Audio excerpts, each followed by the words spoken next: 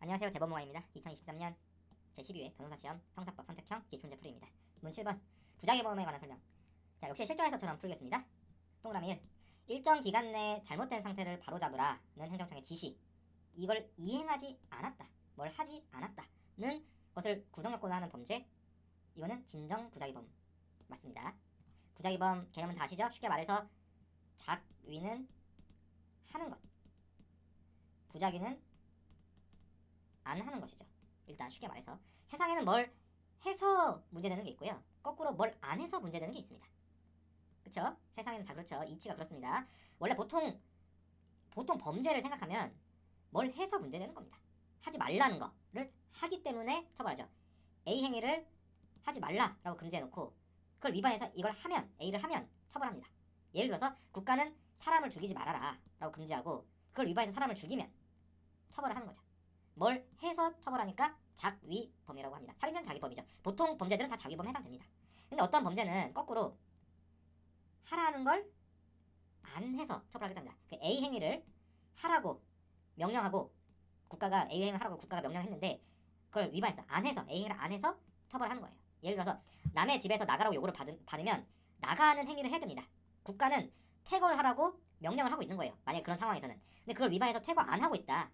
그럼 처벌합니다. 뭘 안 해서 처벌하니까 부자기법이라고 합니다. 퇴거 불응죄는 부자기법이죠.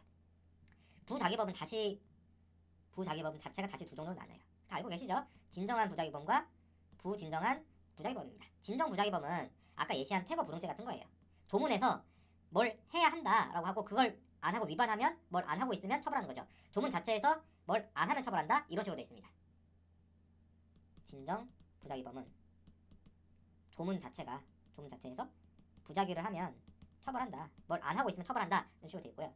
부진정 부작위범은 그렇지 않아요.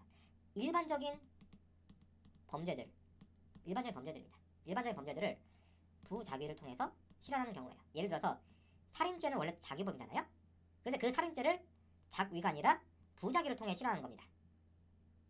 대표적으로 내가 K라는 사람을 살려야 될 법적인 의무가 있어. 나는 K를 살려야 돼. 살려야 한다. 근데 이걸 방치해서 사망하게 했습니다. K가 죽었어. 이런 경우에 법적 의무가 있는 사람이 살려야 될 법적 의무가 있는 사람이 아무것도 안 하고 방치해서 살인 결과가 발생한 것이라서요. 살인죄로 처벌합니다. 왜? 나는 아무것도 안 했는데 살인죄로 처벌되죠? 안 했는데 왜 처벌됩니까? 면접에서 왜 이 사람 살인죄로 처벌합니까? 라고 물어보면 뭐라고 대답해야 돼요? 면접에서 왜 부작위를 한 것도 처벌하죠? 자, 부작위범 어쩌고저쩌고 하면서 이론을 100번 말해봤자 소용없습니다. 저희 형 법정주의 잘 아시죠? 형법 18조가 반드시 제시가 돼야 됩니다. 형법 통칙에 그 부작위에 관한 조문이 있어요. 자, 여기 써있죠? 의무가 있는 사람이 의무를 방치해가지고 안 하면 처벌한다 돼 있습니다. 이처럼 살인죄처럼 일반적으로는 자규범인데 형법 18조에 따라서 부작위를 통해서 자기범을 범하는 거, 부작위를 통해서 살인죄를 범한다. 이걸 바로 부진정 부자기범이라고 합니다. 그 진정 부자기범은 부작위에 의한 부자기범이고요. 부진정 부자기범은 부작위에 의한 자기범입니다. 진정 부자기범은 부작위에 의한 부자기범이라고 부르고 부진정 부자기범은 부작위에 의한 자기범이라고 부릅니다. 그러니까 부작위에 의한 살인범 이해되시죠? 그러니까 부작위에 의한 살인범은 부진정 부자기범에 해당되는 거예요. 앞서 그 공법 해설에서 공법 7번 문항 해설에서 진정 입법 부작위와 부진정 입법 부작위를 말씀드렸는데 진정 입법 부작위는 부작위에 의한 부작위고 입법 부작위고 부진정 입법 부작위는 자기에 의한 그 입법 부작위라고 했죠. 그러니까 진정 입법 부작위는 법 자체를 그냥 안 만든 거고 부진정 입법 부작위는 법을 만들었는데 내용상 불충분한 거잖아요. 그러니까 자기에 의한 그 입법 부작위, 부작위에 의한 입법 부작위라고 하는 것처럼 이제 부작위의 부작위면 진정이라고 부르고 뭐 그렇지 않으면 부진정이라고 하잖아요. 마찬가지입니다. 부작위에 의한 부작위법을 진정 부작위법이라고 하는 거고 부작위에 의한 자기법을 부진정 부작위법이라고 하는 거예요. 방금 보신 것처럼 내가 아무것도 안 하고 방치해서 즉 부작위에 의해서 살인죄 즉 자기범을 저질렀으니까 부작위에 의한 자기범이라는 것입니다. 다시 동그라미 1로 돌아오면 일정 기간 내에 잘못된 상태를 바로잡은 행정청의 지시를 이행하지 않았다는 것은 구성요건 자체에서 그 부작위를 처벌하고 있는 건데, 그러니까 쉽게 말해서 구성요건이라면 쉽게 말해 형벌조항 자체 규정이란 얘긴데요. 이 조항 자체에서 뭘 해야 하고 뭘 하도록 하고 그걸 만약에 안 해서 처벌한다 이렇게 돼 있으면 뭐라고 했죠? 진정부작위범이라고 했죠? 오케이? 여기까지 맞습니다. 진정부작위범이다 이런 거. 구성요건 자체에서 부작위범. 그 의무이행 경과에 의해서 범행이 기소에 이른 것이다? 맞습니다. 역시 정확한 설명입니다. 예를 들어서 2개월 내에 잘못된 상태를 바로잡아라. 바로잡는 거 이제 옛날에 이제 시정명령, 시정하다, 시정 조치하겠습니다, 뭐 시정하겠습니다 이렇게 해서 그 시정이라고 했는데 이제 일본식 표현이라고 별로 안 좋다고 해서 이제 요새는 바로잡는다라고 표현하죠. 하여튼 2개월 내에 시정해야 된다. 2개월 내에 바로잡아야 하는데 바로잡도록 행정적인 지시가 있었고 그 2개월 내에 그거를 바로잡지 않으면 이행하지 않으면 그걸 처벌하는 내용의 조항이 있어. 법조항이 있어. 그걸 처벌해. 2개월 내에 그 행정적인 지시가 있으면 2개월 내에 그 바로 잡아야 되고 그걸 안 하고 가만히 있으면 그 자체로 처벌되는 범죄가 있어요. 이거 진정입법 부작위범이죠. 그러면 2개월 내에 잘못된 상태를 바로 잡아야 합니다. 만약 방치해서 이 2개월이 지났다? 그러면 그때 바로 2개월 지난 시점에 기수범이 돼요. 그럼 이렇게 2개월 지난 동안 방치가 기소가 된 이후에 나중에 행정청이 이놈 봐라 또 안 하고 있네? 계속 안 하고 있네. 그래서 행정청이 다시 2개월 내에 시정해라 바로 잡으라고 이렇게 하고 근데 또 보통 고집이 아니죠? 2개월 동안 또 방치했어. 그러면 역시 별개로 2개월 시점에 다시 기소가 돼서 별개의 죄가 성립합니다. 그러니까 같은 죄명인 죄 두 개가 성립하는 거죠. 같은 죄명인 다른 범죄를 두 번 저지른 한 번씩 저지른 게 됩니다. 이해되시죠? 왜냐면 그 기간 의무이행 경과에 의해서 그 범행이 기소에 이르기 때문에 이때 기소가 되는 거예요. 이해되시죠? 판례식을 찾아봅시다. 93도 1731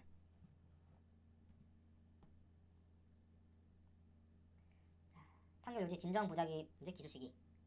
자, 가. 이 구성요건 자체가 부작위를 처벌하고 있으니까 진정 부작위범이다. 의무 리행기가 이거 뭐 북한인가요? 그냥 이게 원래 그 한자로 쓴 판결문을 이제 한글화해서 이제 하다 보니까 리행이라고 된 거로 보여요. 의무 리행기간의 경과에 의해서 범행 기수의 이름과 동시에 먹기는 한다. 그러니까 이때 기소가 되고 그리고 다시 같은 지시를 받고 이행하지 않는 행위는 서로 별개의 범죄로서 동일성이 없다. 그렇죠?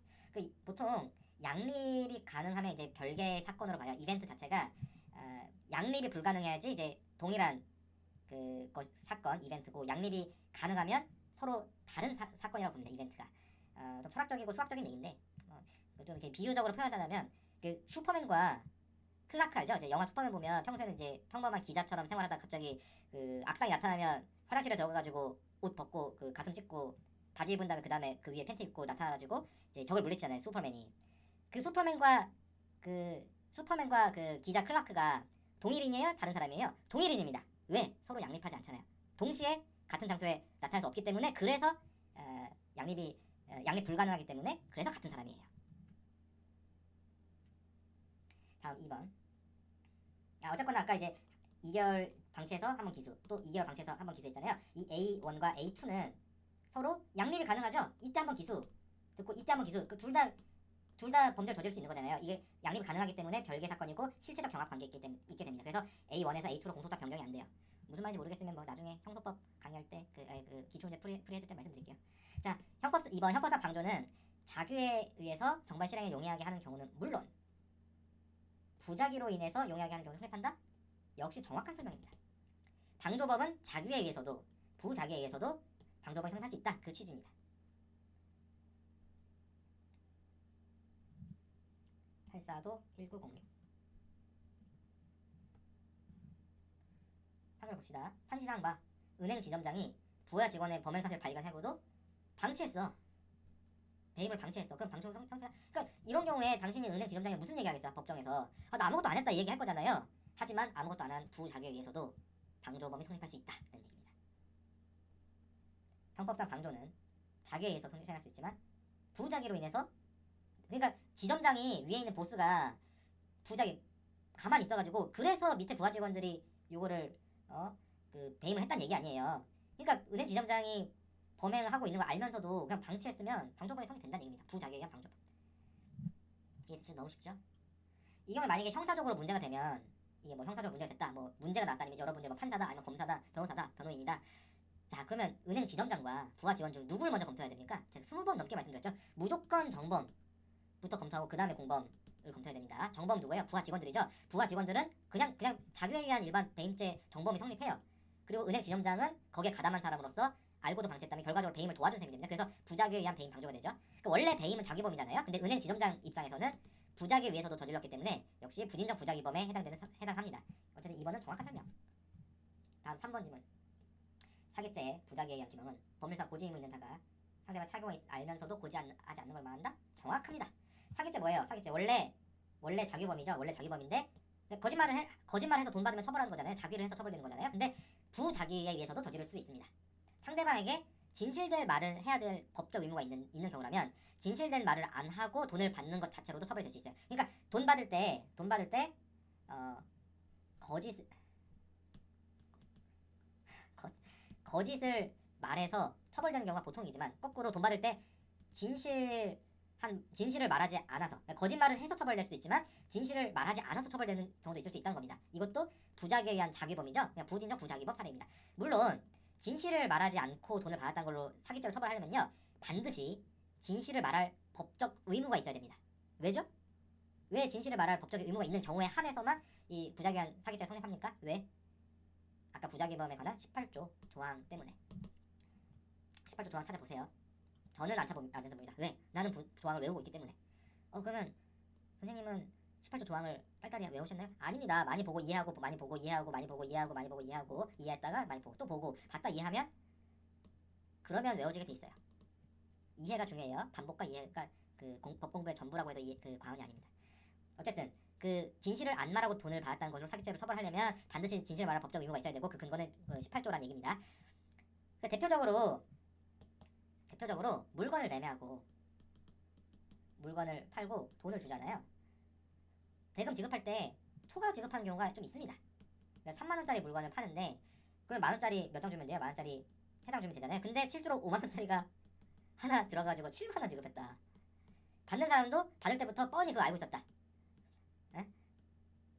그 택시에서 보통 술 먹고 택시 요금 낼 때 이제 어두컴컴 하거든요. 택시 기사님들이 양심 있고 센스가 있는 분들은 이제 보통 내릴 때 이제 불을 켜줘요. 이게 밝게 보이게. 근데 뭐 센스가 없거나 아니면 뭐 일부러 그러시는 분은 거의 없겠지만 어쨌든 뭐 이제 어두컴컴한 경우에 5만원짜리 그냥 달랑 나가는 경우가 생깁니다. 5천원짜리인 줄 알고 누르스름한 걸 이제 보였더니 이제 알고 5만원짜리 집에 와서 보니까 5만원짜리 없는 경우가 있어요.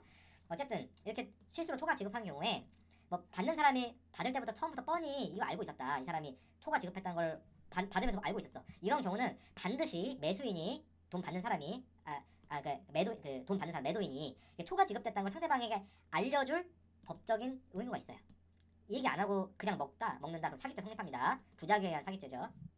근데 이게 실제 사건이 되면 돈 받을 때부터 초과 지급되는 걸 알고 있었냐 모르고 있었냐 이게 항상 쟁점이 돼요. 당연히 피고인 입장에서 나 돈 받을 때 몰랐다고 얘기할 거 아니에요.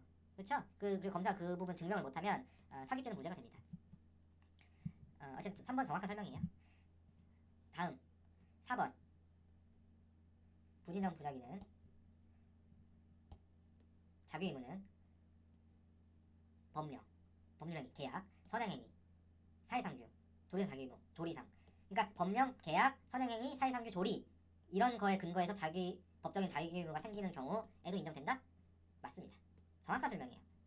부자기범이 성립하기 위해서는 부진정 부자기범 성립하기 위해서는 자기의 법적 의무가 있어야 되는데 이 자기의 법적 의무가 있어야 돼요. 법적 자기 의무가 있어야 되는데 이 법적 자기 의무는 법령, 법령이 선행행위, 사회상규, 조리 모두에서 도출될 수 있습니다. 법령에서 도출되는 건 뭐냐? 예를 들면 법령에서 도출되는 건 예를 들어서 2개월 내에 잘못된 상태를 바로잡으려는 행정청의 지시가 있고 그걸 이행하지 않았다는 걸 뭐 구성요건 하는 범죄가 있다고 했는데 이거는 이제 진정 부작위범인데 그게 아니라 예를 들면 내가 그 자기범인 어떤 범죄를 저지르는데 내가 자기범인데 이제 그걸 부자기로 그걸 이제 부자기로 저지르는데 법에서 이 자기를 해야 된다고 법에 써 있는 경우가 있어요. 그런 경우 관련 조항을 찾아보시면 법 조항이 명문으로 그렇게 자기할 의무를 정하고 있는 경우에 그런 경우에 법령에 의한 법적 자기 의무가 도출되는 겁니다. 그리고 뭐 예를 들면 계약 선생님 계약이라고 안 써있는데 법률행위라고 써있는데 법률행위가 계약입니다. 단독행위로 있는데 알지만 계약이라고 보통 얘기를 하죠. 자 계약으로 자기 의무가 도출되는 경우가 있습니다. 예를 들면 갑이랑 을 사이에 계약을 하는데 계약서에서 예를 들면 뭐 원달러 환율이 몇 % 이상 변동이 생기면 갑이 을한테 반드시 고지해주기로 합의를 했습니다. 근데 그걸 고지를 안 해가지고 을이 모르는 상태에서 그냥 대금을 이제 지급했다. 이런 경우에도 고지를 안 한 부작위로 사기죄를 성립할 수 있습니다. 고지할 자기 의무가 당사자가 합의한 계약에서 도출된 사례죠. 그리고 뭐 선행행위로부터 법적 자기의무가 도출되는 사안은 뭐 예를 들어서 뭐 10살짜리 조카를 죽이려고 위험한 저수지로 유인했어. 근데 막 이게 밀어서 빠뜨린 건 아니야. 그냥 어린 조카가 실수로 빠지기 되게 좋은 곳으로 유인한 거야. 그래서 조카가 걷다가 물에 빠지게 됐습니다. 실수로. 근데 그걸 방관하고 구해주지 않아서 죽게 만들었다고 가정했을 때, 이런 경우 삼촌 때문에 위험한 상황에 빠지게 됐던 만큼 삼촌이 조카를 구할 법적 의무가 있습니다. 그 구조할 자구의 의무가 선행행위에서 도출된 거죠. 내가 데려갔으니까, 내가 유인해서 갔으니까. 근데 물론 요거는 이 사실관계는 우리는 그 판례를 통해서 보기 때문에 진실은 이제 신만 아는 것이죠. 아마 그 여기에 대해서는 그냥 그 실제로 그냥 밀어서 빠뜨려 죽였다는 그 추측도 있습니다. 다만 이 사람 피고인이 당연히 법정에서 내가 빠뜨린 게 아니라 얘가 알아서 그 실수로 이 사람이 그 조카가 그냥 빠졌다고 변명하지 않았겠습니까? 자기가 밀었든 아니면 진짜로 내가 그 민 건 아니고 스스로 그 조카가 스스로 빠졌든 간에 그거는 우리는 알 수 없지만 어쨌든 피고인은 그런 얘기를 할 거예요, 법정에서. 근데 그 경우에 이제 설령 피고인 말처럼 직접 밀진 않았다고 하더라도 그 유인한 자체로 선행행위에 따른 구할 의무가 있다. 근데 구하지 않은 자체가 살인죄나 마찬가지다. 이런 겁니다. 이해되시죠? 그리고 뭐 그 사회상규나 시의칙사 또는 조리상 그 도출되는 법적 자기 의무는 아까 말한 것처럼 5만 원짜리가 뭐 실수로 포함돼서 초과 지급된 사안, 그런 경우 알려줄 의무가 있죠. 법에 써 있어요? 아닙니다. 계약에서 우리는 그 돈이 혹시 초과 지급되면 알려주기로 합시다라고 계약했나? 맞다 아니지. 선행이 뭐 그것도 뭐 마땅한 게 없어. 그 시의칙상 또는 조리상 자기 의무가 해석상 도출된 겁니다. 법적 자기 의무예요. 만약에 법적 의무가 아니라 단순히 도의상 의무였다. 5만 원짜리가 포함 5천 원짜리가 아니라 5만 원짜리입니다. 이렇게 얘기해줄 의무가 단순히 도의상 의무였다고 가정하면 형사 범죄로 되지 않아요. 근데 형사 범죄로 되거든요. 그 얘기가 뭐냐면 법적인 자기 의무란 얘기입니다. 고지할 의무가. 이해되시죠? 4번도 정확한 설명입니다. 그럼 1번부터 4번까지 모두 정확한 설명이 있기 때문에 이 문제의 정답은 5번이죠. 5번 봅시다. 갑이 A와 토지 지상 창고 시정 어쩌고 지금 왕형인데, 자, 공사 대금을 안 준다는 이유로 그 돈을 안 주니까 건축 자재를 치우지 않았어. 그래서 이제 하여튼 상대방이 곤란에 빠진 거야. 근데 이 경우에 업무방해죄로 처벌할 수 있겠냐 이겁니다. 부자기범으로. 그러니까 일단 치우지 않았기 때문에 부자기범이죠. 근데 이 부자기범을 업무방해 행위로 처벌할 수 있겠냐. 지문에는 업무방해 행위가 동등한 형법적 가치를 가진 것으로 평가할 수 있으므로 부자기한 공채 성립한다 돼 있는데 틀렸습니다. 일단 부자기한 업무방해죄 성립 안 하고요. 업무를 방해한 거랑 동등한 형법적 가치 있는 것도 아닙니다. 이 설명을 드리려는데 아까 말씀드린 것처럼 부자기범은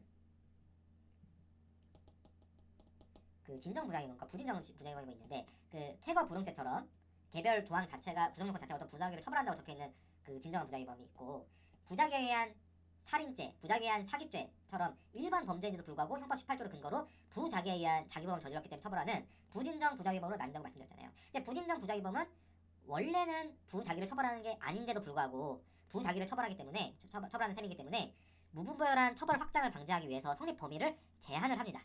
이게 무슨 말이냐면 부진정 부자기범이 성립하려면 추가 요건 두 가지가 필요해. 이 두 가지를 모두 만족해야지만 부진정 부자기범 성립합니다. 첫째, 18조에서 봤던 법적 자기 의무가 있을 것. 반드시 법적 자기 의무가 있어야 됩니다. 반드시 법적 자기 의무가 있어야 되고, 만약에 법적 자기 의무가 없다면 절대로 부진정 부자기범이 성립할 수가 없어요. 이렇게 법적 자기 의무가 있다를 다른 말로 보증인 지위라고 표현합니다. 둘째, 우리는 지금 뭘 보고 있냐면 부진정 부자기범이 성립하기 위한 두 가지 요건이 추가로 필요하다는 얘기는 부진정 부자기범의 성립 범위를 축소시킨다는 얘기입니다. 이해되시죠? 그거 이해 안 되시면 법을 하시면 안 됩니다. 자, 둘째, 해당 부자기가 해당 범죄의 실행과 다름없을 정도로, 부자기가 범죄 실행이나 다름없을 정도가 됩니다. 예를 들어서 여객선에서 그 선장과 승무원들이 있잖아요. 선장이랑 승무원들이 있는데 승객인 어린 학생들을 구조해줬더라면 이 학생들이 물에 빠져서 사망하는 결과를 쉽게 방지할 수 있었는데도 그대로 방치해서 어린 학생들이 다 사망해버렸다.